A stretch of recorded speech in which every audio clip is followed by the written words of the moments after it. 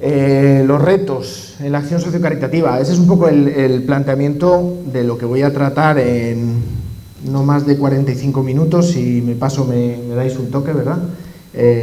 Tratar de compartir. Más como provocación, porque los retos los conocéis de sobra. Estáis donde surgen esos retos, donde se encarnan esos retos, los conocéis perfectamente.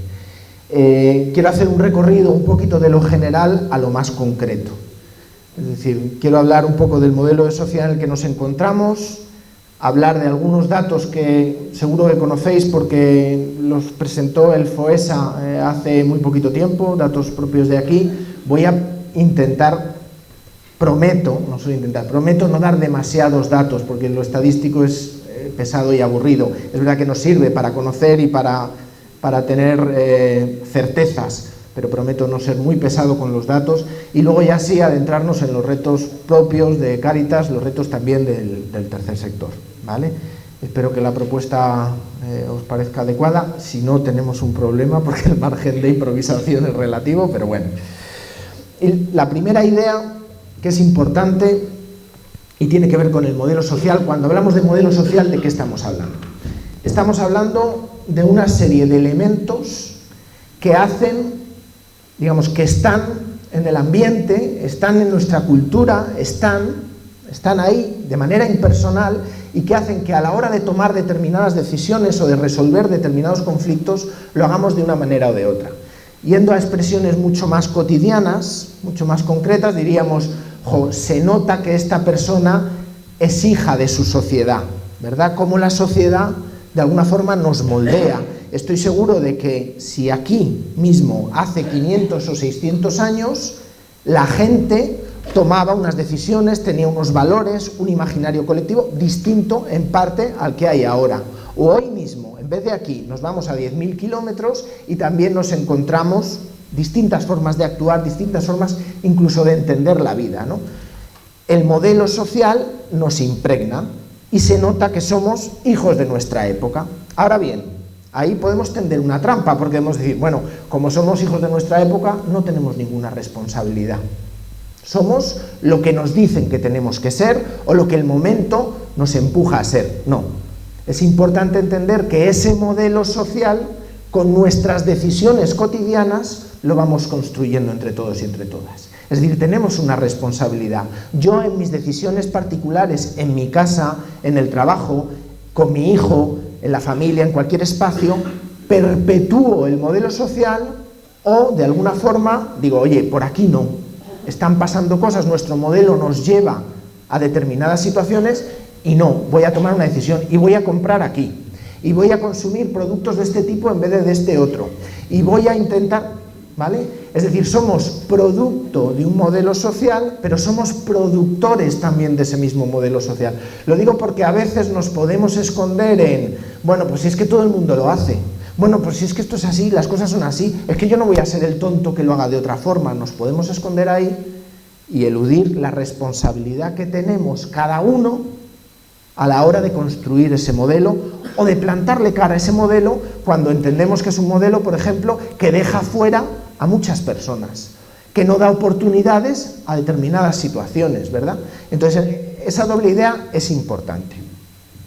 Algunas características del modelo, algunas como pinceladas, podríamos hablar de muchas otras, pero me paro con algunas porque creo que cuando se concretan en concreto en los ámbitos de la pobreza y la exclusión, si las entendemos así, entendemos muchos de los procesos que estamos viviendo.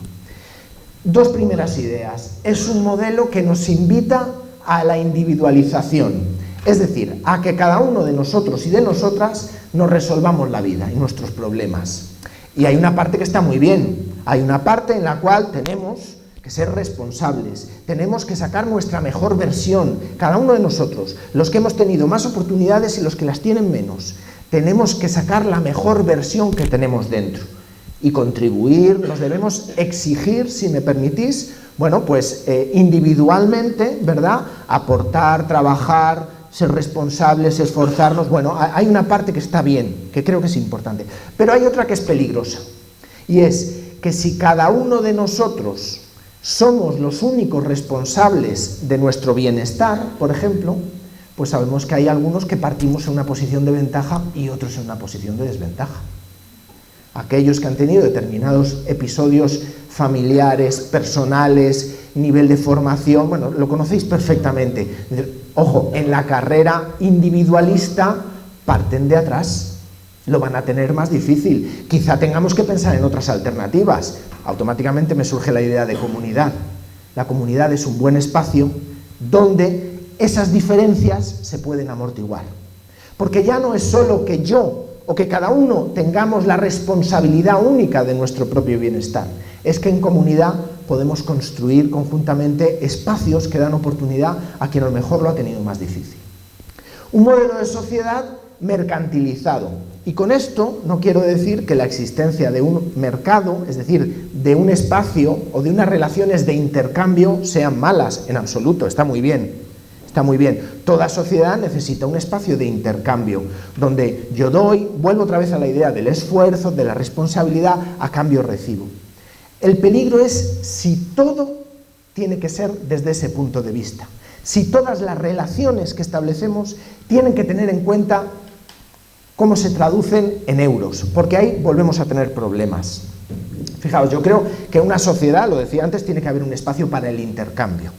Pero no todas las relaciones que establecemos deben ser así. Y yo me voy siempre a ejemplos muy concretos que me ayudan a bajar de estas abstracciones, ¿no? Si yo pienso en mi hijo, yo tengo un hijo de 10 años.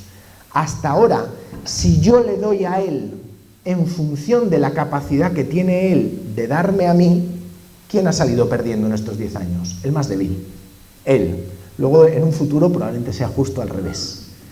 Pero está claro que una sociedad donde solo entiende que las relaciones son de intercambio, yo te doy, si tú me das, quien tiene una situación de vulnerabilidad es mucho menos competitivo. No va a poder conseguir.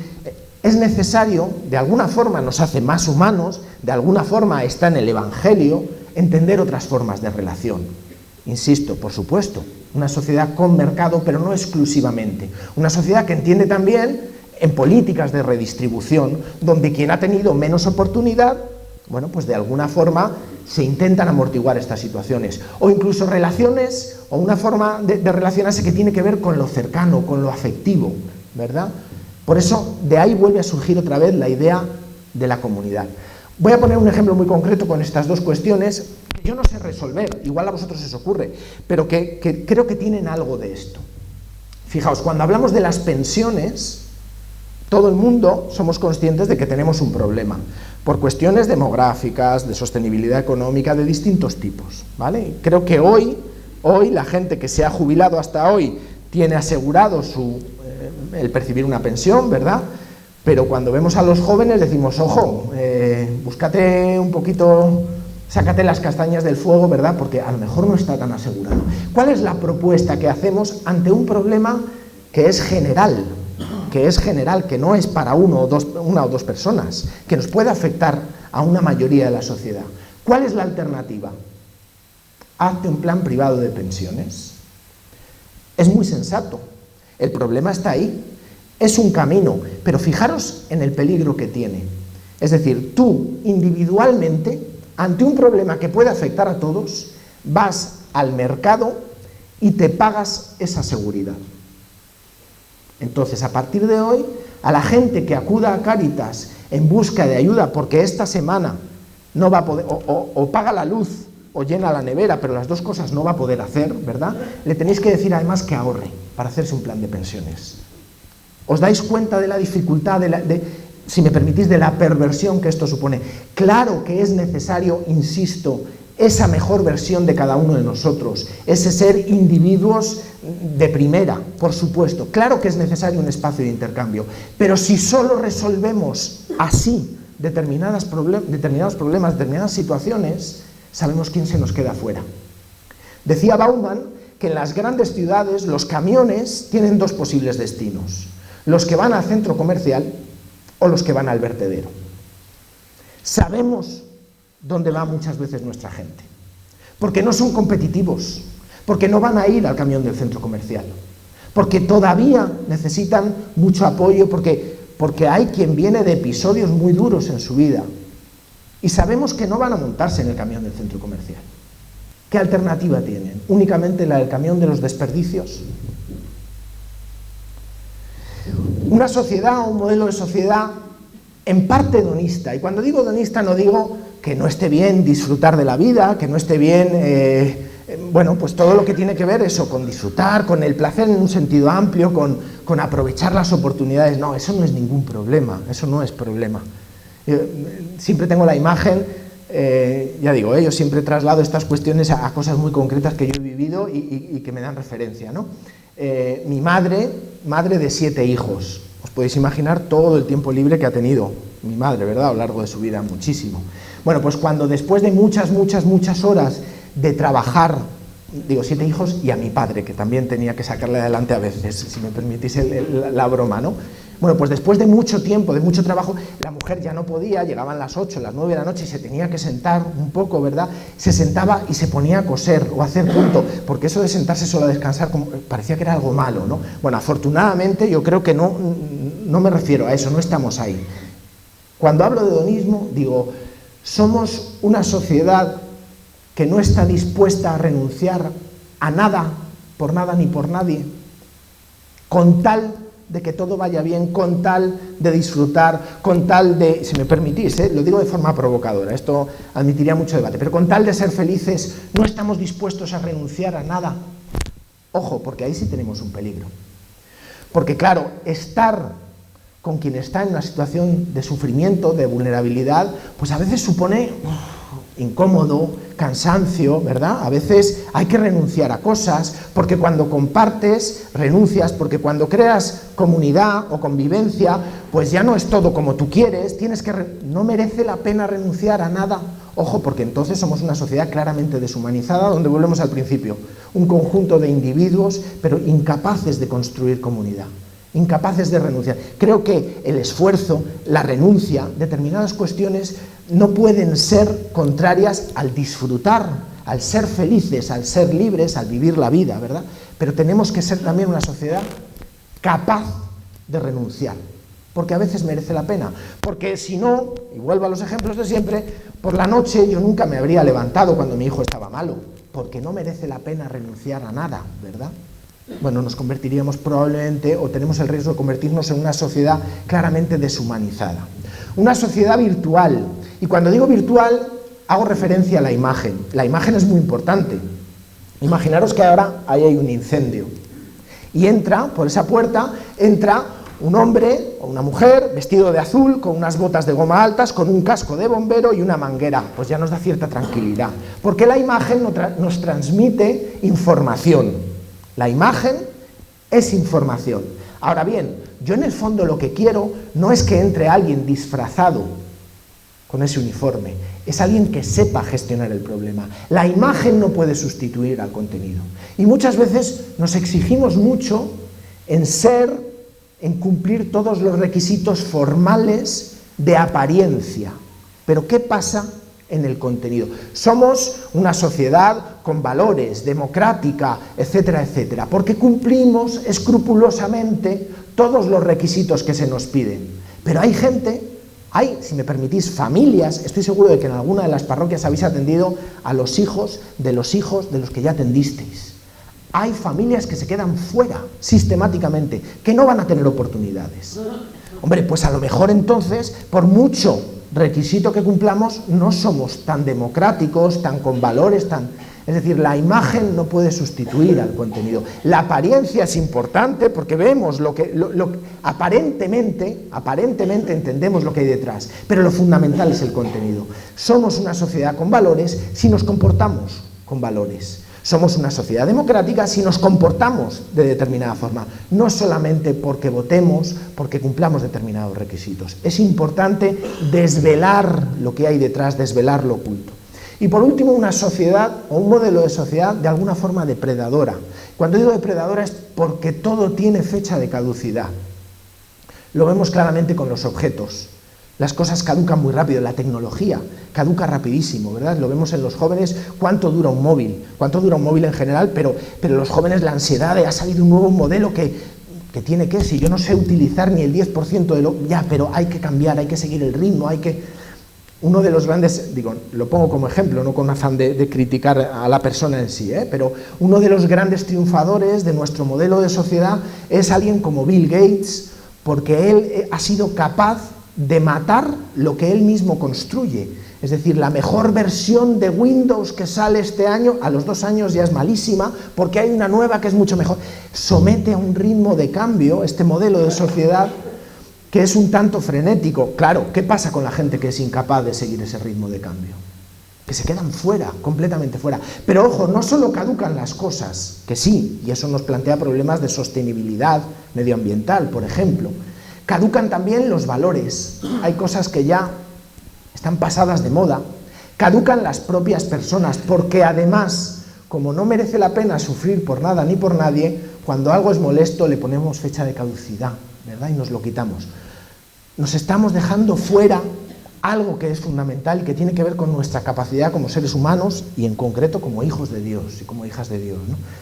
Decía una vez un director general de no sé qué país, la verdad, de IKEA, lo decía con cierta broma, pero a mí me pareció muy representativo, y me perdonáis la broma, ¿no? Él decía, bueno, nuestros muebles son bonitos, tienen que entrar por los ojos, por el tema de la imagen, ¿verdad? Pero lo mejor que tienen nuestros muebles es que son malos. Porque cuando te cansas, ¡pum!, redecoras tu vida, ¿no?, que es el lema. Es decir, la capacidad de sustituir es nuestro gran valor, ¿no?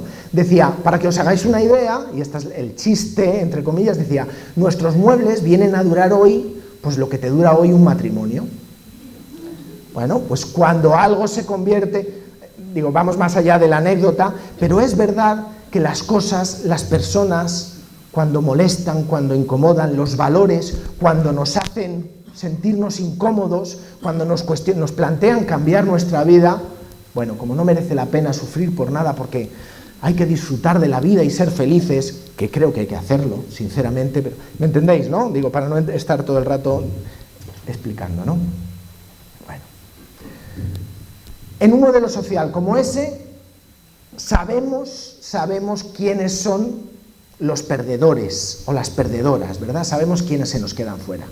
2 ideas conceptuales, antes de dar datos, para que entendamos, porque hablamos de pobreza, hablamos de exclusión, hablamos de muchas cosas y no siempre nos referimos a lo mismo, ¿vale? Entonces, cada vez que vemos un titular en un periódico que dice, por ejemplo, en España hay 8 millones de personas en situación de exclusión, dices, 8 millones de personas viviendo en la calle, no nos estamos refiriendo a eso. Entonces, primero, como concepto, para entender bien a qué nos referimos, cuando hablamos de pobreza, estamos hablando de una comparativa económica. Aquí, por ejemplo, cada uno con los ingresos que tenemos, sacaríamos la media y los que están por debajo del 60% es que están en una situación de clara desventaja como para considerarlos en situación de riesgo de pobreza. Si en vez de por debajo del 60 están del 30, o sea, cada vez más bajito, pues ya sí nos vemos. Pero entender que es una situación comparativa. Cuando hablamos de exclusión, hablamos de otra cosa, hablamos de un concepto donde lo que hay que tener en cuenta es, por supuesto, lo económico, pero otra serie de cuestiones que tienen que ver con determinados derechos, pero que tienen que ver también con lo relacional. Os pongo 2 ejemplos, un ejemplo claro para que entendamos la diferencia, que digo, que seguro que lo conocéis, ¿no? Pero imaginaos 2 familias, padre, madre y 2 hijos, en ambos casos, con el mismo nivel de ingresos. En términos de pobreza, la situación sería la misma, porque es la misma composición y el mismo nivel de ingresos. Ahora bien, imaginaros que en una hay unas buenas relaciones dentro de la familia, una conexión con el vecindario, una serie de motivaciones positivas, ¿vale? Imaginaros que en la otra hay un problema de alcoholismo fuerte, malos tratos, abandono escolar. Económicamente la situación es la misma. En términos de pobreza, la foto aparentemente es la misma. En exclusión, no. Digo esto porque muchas veces tenemos muy clara, sobre todo los medios de comunicación, incluso si me permitís, algunas administraciones públicas, tienen muy clara la imagen de la pobreza que aparece ahí. Pero también, y seguro que os estáis encontrando, otros rostros en el ámbito de la exclusión, que tiene que ver con la soledad, que tiene que ver con tener el médico a no sé cuántos kilómetros, con situaciones de aislamiento, con situaciones de problemáticas relacionales, etcétera, etcétera. Lo digo porque esto es muchas veces lo que nos encontramos, lo que os encontráis en el día a día. Sí, por supuesto, situaciones económicas difíciles, pero muchas veces esto va a ir para la parte de los retos. Otra serie de necesidades que a veces pasan desapercibidas y donde como Cáritas a lo mejor tenemos ahí un rol protagonista que desempeñar, sobre todo cuando hablamos de situaciones relacionales o de aislamiento y cuando sabemos que en nuestra mochila uno de los elementos fundamentales es lo comunitario, es el bien común. Ahí tenemos tenemos un recurso que no se cuenta en euros, pero hay que activar, si no, solo digamos que no da fruto, ¿no? Bueno, esta fotografía de datos, si analizamos, esto es una encuesta muy amplia que se ha hecho a nivel de todo el Estado, que ha hecho la Fundación Foessa con el apoyo de Cáritas y donde nos muestra una primera fotografía, muy sencillita, pero una foto. Se hace a través de 35 indicadores, hay un 42% de la población en 2018 aquí que no está afectado por ninguno de esos indicadores. Un 42%. Bueno, pues eso es un buen síntoma. Digamos, nos acercamos a la mitad de la población de Baleares que no tiene ninguno de esos 35 problemas, está en una situación de integración plena. Luego nos encontramos a un 35,7 que tiene alguno de esos problemas. ¿Está en situación grave? No. ¿En una situación dramática? No. Pero atención, y ahora os digo por qué la atención, voy a explicar los dos últimos datos y ahora vuelvo a ese 35%. Y luego tenemos un 21%, 21,5% que está ya en una situación de exclusión, más o menos moderada o más o menos severa. Esa sería la primera foto. ¿Por qué digo que creo que hay que llamar la atención sin ser alarmistas, sin inventarnos problemas que no hay, pero sí prestar atención a ese 35%? Mirad, entre 2000 y 2007 en España se genera muchísimo empleo y se crea mucha riqueza. De hecho, seguro que recordaréis la expresión de España está en la Champions League de la economía europea. Viene de entonces. Bueno, pues hasta 2007. Lo estábamos haciendo todo fenomenal. Pues en 2008 empieza la crisis y ¡brum!, batacazo. Y es inexplicable. ¿Por qué? Porque la mitad de la población en esa época, a pesar de los grandes resultados económicos, presentaba ya algunos problemas. No aparecía en las estadísticas de problemas severos, pero, por ejemplo, había muchas familias dependiendo de empleos precarios. Tú mirabas y decías, pues no están en situación de pobreza, no están en una situación preocupante, pero ojo, que como haya una crisis internacional, los primeros empleos que se destruyen, ¿cuáles son? Los precarios. Van a caer muchos. Digamos que estábamos dando un paseo por un lago helado, pensábamos que el grosor de la capa de hielo era muy amplio y era muy estrechito. Ese es el peligro de entender que crecimiento económico es lo mismo que desarrollo para una sociedad. En una carta pastoral de 2015, los obispos españoles lo expresan clarísimamente. Ojo que no todo crecimiento, ojo que no todo lo que refleja el PIB automáticamente, lo dicen de otra forma, pero no se traduce automáticamente en ser una sociedad capaz de afrontar determinados ciclos económicos difíciles. No todo es desarrollo, no todo es desarrollo humano integral. No nos obsesionemos con mercantilizar eso, con poner euros igual a desarrollo humano integral, como se explica claramente en Populorum Progressio, porque es otra cosa. Bueno, os voy a dejar esto en la presentación por si alguien la quiere y así me ahorro tener que dar muchos datos. Sí que vemos que si había un 21,5% de población en situación de exclusión, cuando nos vamos a municipios más pequeños, pues rápidamente se incrementa la exclusión social. Cuando es una mujer la que está al cargo económico de un hogar, también hay unas mayores, por centrar ya en problemáticas que van más allá de la media, ¿no? Si eres inmigrante, la exclusión social se dispara, se triplica, ¿no? Si estás en paro, si eres familia numerosa, si es un hogar monomarental. Bueno, dos elementos más, antes de pasar a la parte de retos, dos elementos más. Hay dos vectores que son importantísimos, lo han sido siempre, pero en este informe se ponen de manifiesto, y son la vivienda y el empleo. Siempre lo han sido, ¿verdad? Quien tenía esos dos, de alguna forma tenía el impermeable que le protegía de los problemas sociales. Bueno, ahora hay una salvedad, un elemento distintivo, que es que el empleo que entendíamos que era el fundamental. Si tienes trabajo tranquilo o tranquila, que está todo medio resuelto, entre otras cosas porque gracias a ese trabajo te pagas la vivienda y con vivienda y empleo está casi todo hecho, el empleo ya no resuelve, ya no protege como protegía antes. Nos encontramos a mucha gente que trabaja, pero que trabaja muchas menos horas de las que querría trabajar, o que tiene, por la temporalidad o por la estacionalidad, que tiene determinados, bueno, lo de la estacionalidad a lo mejor hasta os suena, ¿verdad? Aquí. Es decir, el empleo ya no es ese salvoconducto que te protegía de todos los males. Entre otras cosas, porque por el precio de la vivienda, cosa que probablemente también os suene aquí, por el precio de la vivienda, con un empleo no tienes automáticamente garantizado lo segundo. Bueno, pues dos elementos que nos explican, creo que son el cruce de estos dos elementos son súper explicativos de las realidades de pobreza y exclusión que hay en todo el Estado, pero que hay, por ejemplo, o especialmente en Baleares. ¿De acuerdo? Digo, porque eso también nos va planteando retos. Otros aspectos importantes tienen que ver con la capacidad de ayudar y de ayudarnos que tenemos. Eso también lo mide la encuesta. Y el 51% de la población dice que hoy estamos menos dispuestos, en caso de que hubiera una crisis, estaríamos menos dispuestos a ayudarnos. Hay como una fatiga de la solidaridad.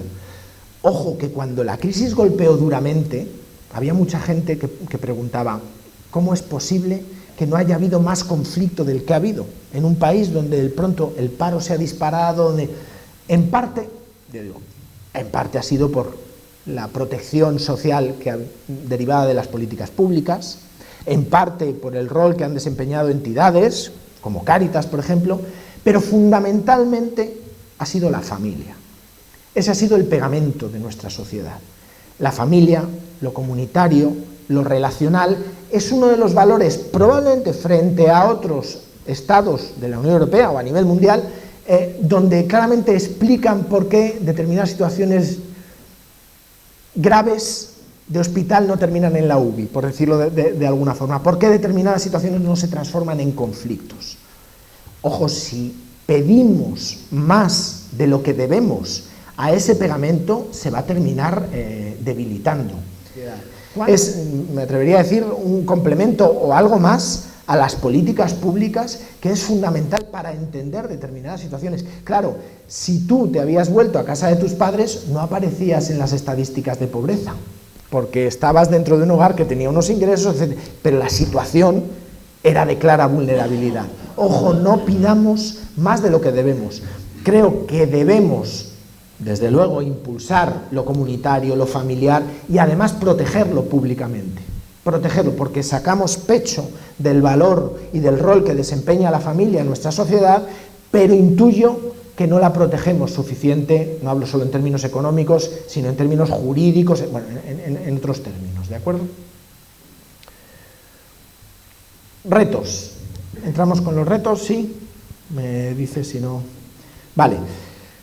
Primero, 4 retos que me surgen cuando miro al tercer sector, a las ONGs. Cáritas no es una ONG, Cáritas es la acción sociocaritativa de la Iglesia, pero es verdad que es un espacio en el que estamos muy presentes. Y de alguna forma, bueno, yo estoy seguro de que aquí no pasa, pero por si acaso, creo que es importante tenerlos presentes. Los retos no es necesariamente los problemas que tenemos que resolver, sino esa mirada larga, ¿verdad? Las luces más largas, las cortas son para evitar el golpe en el coche, pero las largas por si acaso, por lo que se acerca, ¿no? Bueno, pues 4 elementos que creo que son importantes. 1, hablo de sostenibilidad o orientación a destinatarios. ¿A qué me refiero con esta formulación tan...?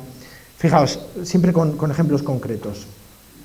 Cuando, por ejemplo, nos viene malas noticias en una subvención, yo la experiencia que tengo es decir, joder, ahora tenemos un problema de sostenibilidad de la entidad, a lo mejor tenemos que...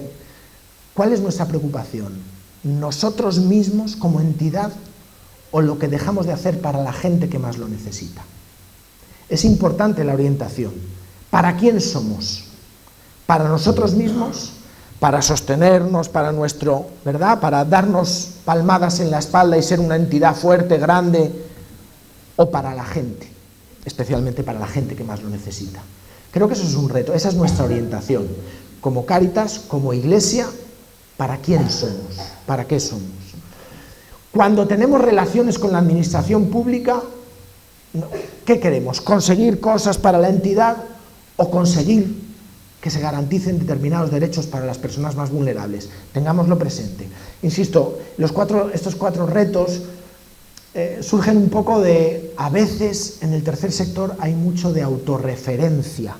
Pensamos demasiado en nosotros mismos y nuestro sentido está en los otros, en los más vulnerables, ¿no?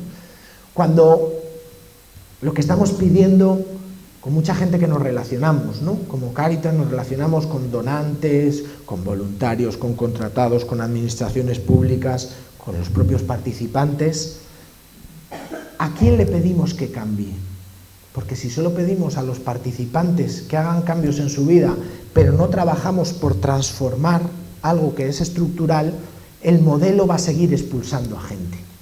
Y luego, por último, la gente que viene a Cáritas, que acude a Cáritas en busca de ayuda, que estoy casi seguro de que si pudieran no lo harían, porque no debe ser plato de buen gusto, aunque luego encuentren un espacio muy rico, muy, bueno, pues donde estáis vosotros, donde, ¿verdad? Pero de primeras como que no es lo que a uno le apetece, ¿verdad? Bueno, cuando acuden, ¿qué entendemos que son? ¿Personas que necesitan que les demos cosas o personas que necesitan desarrollarse como seres humanos, en parte, como todos nosotros? Ahí es donde nos igualamos. Cáritas es un espacio de desarrollo, la Iglesia es un espacio de desarrollo humano integral. No es un sitio donde se nos dan cosas. De esto voy a hablar un poquito más adelante, aunque ya me acerco al final. 3 cuestiones, y ahora ya sí, retos y plan estratégico. Del plan estratégico lo comentará Catalina mucho. ¿Sí? ¿Voy tranquilo? Vale. Me dice Catalina, no corras tanto que hay tiempo. ¿Cómo? ¿Dónde? Aquí.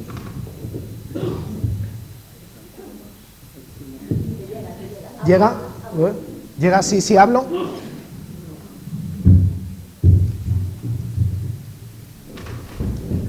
¿Así? ¿Ahora sí? Sí, vale.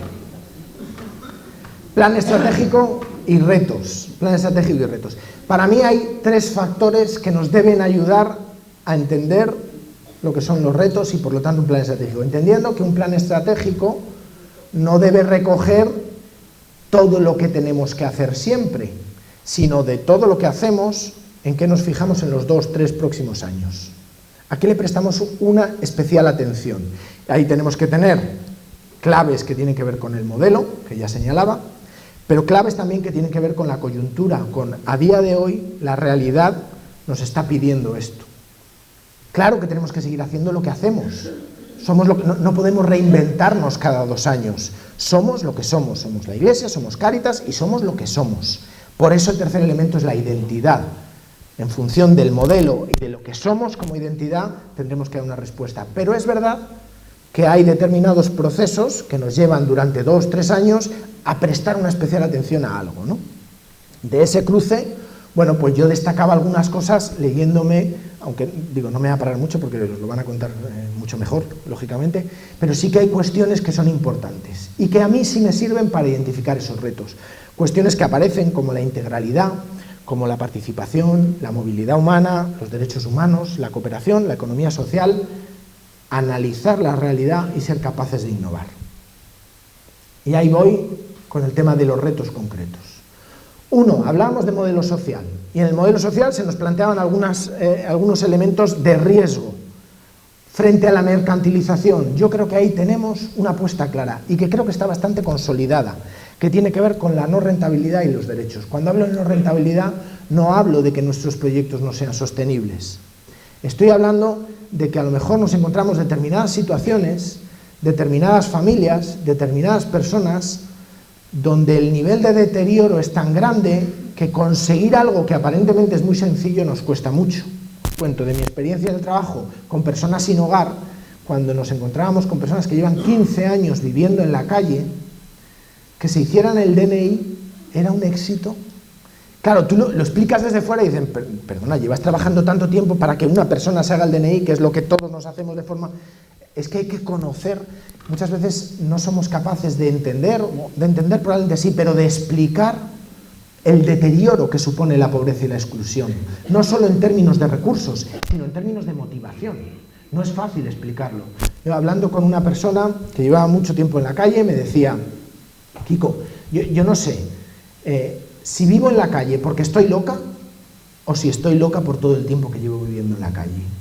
La pobreza y la exclusión no es la falta de recursos materiales, o no solo, por supuesto que sí es, pero no solo, es el desgaste, la erosión de la motivación, de sacar todos esos recursos que como seres humanos tenemos, esa potencialidad que hay, eso es lo que se va comiendo la pobreza. Y entonces no entendemos que se hagan determinadas cosas. Pero bueno, ¿cómo toma esta decisión?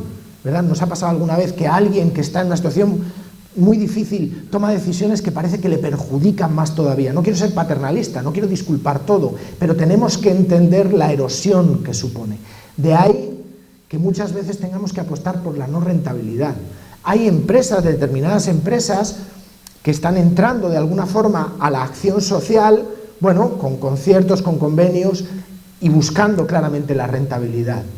Claro, porque desarrollar un programa donde los objetivos parece que lo que se consigue es muy poquito, sin entender todo lo que hay atrás, como que no es rentable. Bueno, pues creo que en Cáritas se hace una apuesta por la no rentabilidad.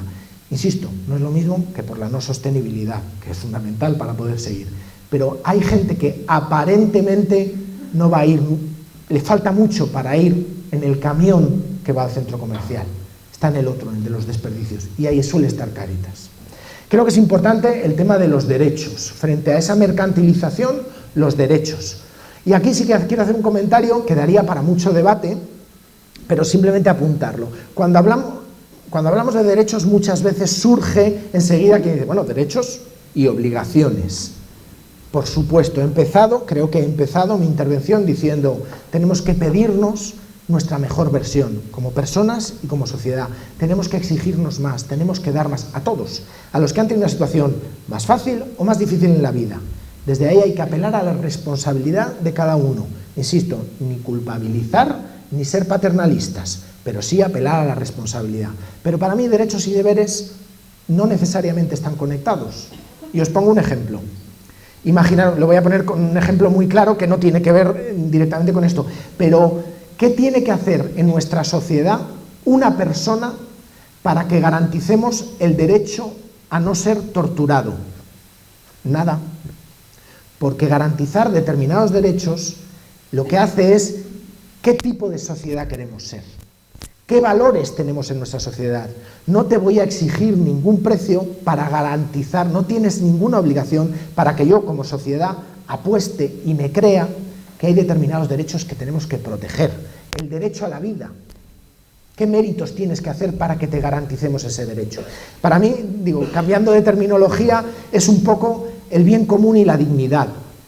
¿Tienes que trabajar por el bien común para que se te reconozca tu dignidad? No, tu dignidad te viene porque eres hijo de Dios, porque eres una persona. Ahora bien, eso no te exime de que tienes que trabajar por el bien común. No sé si me estoy explicando, pero dentro de que ambos son imprescindibles, no necesariamente, es que lo llevamos todo a un pagar el precio a mercantilizarlo. Derechos y deberes imprescindibles, pero no necesariamente conectados como el precio para comprarlo uno. Un derecho es algo que como sociedad queremos que nos distinga. Queremos tener una talla moral y ética suficiente como para reconocer determinados derechos, incluso ante aquellas situaciones, ¿verdad?, que nos dejan descolocados, ¿no? Frente al individualismo, pues si no tenemos clara la apuesta por la comunidad nosotros, ¿quién la tiene? Si no lo tenemos en nuestra mochila, si no lo tenemos en el Evangelio, si no lo... claramente, ¿no? Frente al hedonismo, sentido vital, valores, convicciones.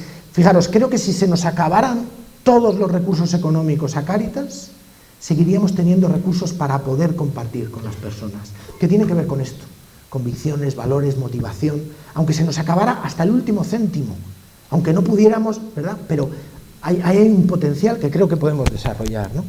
Frente a lo obvio, frente a lo virtual, ya lo decía antes, desvelar lo oculto, contar cosas que son difíciles de entender si no estás donde estáis vosotros, en ese barro cotidiano, que las veis a diario. Creo que hay que ponerlas sobre la mesa. Y por último, frente a la caducidad, participación. Y creo que esto es importante. Y lo vuelvo a conectar con lo que decía antes. Creo que la participación es una necesidad de todos y cada uno de nosotros, independientemente de que nos haya ido mejor o peor en nuestra vida. Creo que es una necesidad, no sé cómo llamarla, natural, que tenemos todos los seres humanos. ¿entendemos a las personas que acuden a Cáritas solo como receptores o entendemos que hay que generar espacios de participación? Para mí probablemente sea una interpretación sesgada, si queréis, me lo permitís, ¿no? Pero cuando Jesús se encuentra con el leproso y le dice, tu fe te ha salvado, esa es la posibilidad.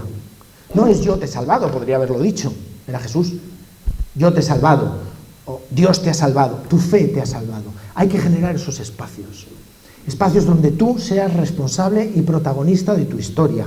Y eso no me quita mi rol como mediador, como compañero de camino, como persona que está a las duras y a las maduras. No, ese protagonismo está, sin duda alguna. Pero construimos el tu fe te ha salvado y renunciamos a esa parte de ego de yo te he salvado, que nos encanta y es natural, es natural. Tu fe te ha salvado. El debilitamiento de la comunidad creo que es un espacio donde tenemos que trabajar, es un reto que tenemos, porque es ir contracorriente, porque ya digo que aquí lo que más mola, lo que más se puntúa es los individuos con muchísimas capacidades de resolver, ¿verdad? Decía Bauman que hemos pasado de un modelo donde antes era la referencia era el mártir, aquel que estaba dispuesto a dar la vida por algo en lo que creía. Luego del mártir pasamos al héroe, que también da la vida, pero consigue el éxito. El éxito es importantísimo. En esta sociedad el éxito es muy importante. Vale, da la vida, renuncia a algo, pero con el éxito. Sin el éxito no se entiende. Ser capaces de renunciar solo por tus convicciones, por tu fe, por tus valores, por tu afecto, si no consigues el éxito, bueno, pues del mártir al héroe y del héroe a la celebridad hemos pasado. La celebridad es la que consigue el éxito y no tiene que renunciar a nada. Creo que ahí tenemos un reto importante a la hora de construir comunidad. Creo que a veces en temas de identidad nos movemos un poco entre la secularización que está viviendo la sociedad y que también a veces la vemos presente en Cáritas, y frente a eso hay quien se revuelve con un proselitismo, si me permitís, agresivo. Mirad, yo mi experiencia, que solo es válida para mí, no es ni para adoctrinar ni para nada. Cáritas para mí ha sido un espacio de evangelización. Es un espacio laboral, pero es un espacio de evangelización, donde creo que he fortalecido, gracias a la gente, gracias a lo que estáis haciendo, gracias a lo que hacen los compañeros, mi fe, mi experiencia de Dios. Afortunadamente, cuando yo entré no se me hizo un examen de identidad, porque no sé si lo hubiera pasado en su momento, hace 14 o 15 años. Lo que sé es que Cáritas me ha brindado eso. Creo que la Iglesia tiene que trabajar en la identidad como proceso, no como requisito de entrada. Ahora bien, tiene que trabajar en la identidad como proceso. Creo que es importante también. El tema de necesidades y satisfactores. Os cuento una anécdota muy rápida, ahora ya sí que estoy terminando. Ahora ya sí. En el año 1200 y pico, Federico II, era el nieto de Federico II Barbarroja, que llamaban, tenía una idea muy clara, que es, todos los seres humanos, aunque no se les enseñe, van a desarrollar lo que llama el lenguaje natural. Aunque no se les enseñe, con mantenerlos vivos, vamos a conseguir que los niños y las niñas aprendan a hablar de forma espontánea y natural. Entonces hice un experimento con 30 niños, donde las cuidadoras les tenían que dar lo mejor en términos de alimento y de protección, de no pasar frío, de no sé qué, pero tenían prohibido hacer cualquier interacción que denotara afecto, emociones, cariñitos, cualquier cosa así. Durante un tiempo estuvieron así. ¿Qué pasó con estos 30 niños? Más allá de si aprendieron o no el lenguaje natural, todos comían bien, mucho mejor que mucha otra gente que vivía en aquella época en el imperio romano, no recuerdo exactamente bien, pero vamos, en el centro de Europa, ¿vale? Mucho mejor que la mayoría de la gente. Tenían abrigo, tenían casa, se murieron los 30. A veces tengo la sensación, y lo digo por mí, no lo digo, de que en Cáritas somos más materialistas que los marxistas más marxistas, si me permitís. Claro que si no comemos nos morimos. Claro que si pasamos mucho frío enfermamos y nos morimos. Pero de soledad también. De falta de espacios de libertad también. Nos morimos más despacito. O a lo mejor es otro tipo de muerte, no sé si es física. De espacios donde no podemos ser creativos, también. De espacios donde no podemos tener afecto, también nos podemos morir. Esto no lo digo en negativo, lo digo las posibilidades que se nos abren. En una organización, en una entidad como la Iglesia, como Cáritas, donde lo comunitario está en el centro, tenemos muchas posibilidades de construir cosas. La gente no solo se muere de hambre, no solo se muere de frío, podemos desarrollar muchas otras cosas. Tenemos la obligación, si me permitís, de entender a la persona no solo como alguien que come y se tapa, ¿verdad? Creo que lo tenemos claro, ¿no? Ahí se nos abre una serie de posibilidades. Claro, las personas necesitamos tener, pero necesitamos ser, necesitamos estar, necesitamos relacionarnos, compartir, necesitamos crear ese tipo de espacios. Y creo que Cáritas, vuelvo a lo mismo, aunque se nos agotara hasta el último céntimo, ahí tenemos capacidad de construir cosas. Si no tuviéramos recursos económicos, ¿qué podríamos hacer? Bueno, los 3 últimos retos. ¿Qué somos? ¿Somos sociedad que se ocupa, que se encarga de la sociedad más vulnerable? ¿O somos única y exclusivamente prestadores de servicios? Oye, tenemos que hacer buena gestión de los recursos, por responsabilidad moral, por inteligencia, por muchas cuestiones. ¿Pero qué somos? ¿Qué prestamos a la sociedad? ¿Servicios como una entidad más? ¿O estamos poniendo otras cosas además? ¿O somos sociedad? Claro, la diferencia también está en que cuando tú profesionalmente prestas un servicio, tienes que hacer bien no sé qué. Cuando esto lo entiendes de otra forma, hay un servicio que tiene que ver con el cuestionamiento personal. Porque parte de nuestra capacidad evangelizadora está, sin duda alguna, en la denuncia, en poner de manifiesto aquellas estructuras de pecado que no generan reino, que generan sufrimiento. Están en la esperanza también, en no pensar, ¿verdad?, que esto no vamos a poder. Creo que hay que ser comunicadores de todo lo que estamos haciendo, de todo lo que estamos consiguiendo, pero creo que gran parte de nuestra capacidad evangelizadora está en el testimonio. Yo lo veo con mi hijo. Yo a mi hijo le puedo decir que ordene su habitación porque es muy importante. Como entre en la mía y la vea desordenada, estoy perdido. Bueno, pues este ejemplo ridículo tiene algo que ver con eso. O de verdad tratamos de entender que producimos otro modelo de sociedad basado en el Evangelio, o por mucho que hablemos de ello, por mucho que denunciemos, no vamos a ser capaces de evangelizar, de transmitir, de contagiar, de ilusionar, ¿no? Creo que tenemos que priorizar, nos cuesta, nos encanta decir que sí a todo, porque hay mucha necesidad y muchas situaciones, pero tenemos que decir que no, eso cuesta muchísimo, yo creo que no sabemos hacerlo bien. Y por último, tenemos que atrevernos a innovar, y eso es incomodísimo. ¿Por qué? Porque sabemos lo que venimos haciendo desde hace muchos años y ahí podemos quedarnos muy cómodos y muy cómodas. Pero también yo me pregunto a veces, ¿la gente que acude a Cáritas nos pide lo que necesita o nos pide lo que saben que damos? Pues a lo mejor un poco de todo. Claro, hay que salir de esa zona cómoda donde yo llevo 10 años haciendo no sé qué y me lo sé, lo hago con los ojos cerrados. Bueno, pero a lo mejor hay posibilidad de hacer otras cosas y de entonces sentirte más patoso porque estás haciendo cosas nuevas, cosas que no dominas, cosas que no controlas, cosas que vas a hacer mal y te vas a sentir fatal porque vas a hacer cosas mal con gente que es vulnerable. Bueno, pero a lo mejor es eso lo que nos pide la realidad. Termino, poco más. A veces, con el tema de la esperanza y de la confianza y todo esto, tenemos la tentación, bueno, un poco, voy a tomar la imagen, ¿no?, de, a pesar de que sigue soplando el viento y sigue soplando el viento, hay pocas aspas en los molinos, ¿verdad? Y joder, qué poquito conseguimos, y qué poquitos somos, y viene la desesperanza, ¿no?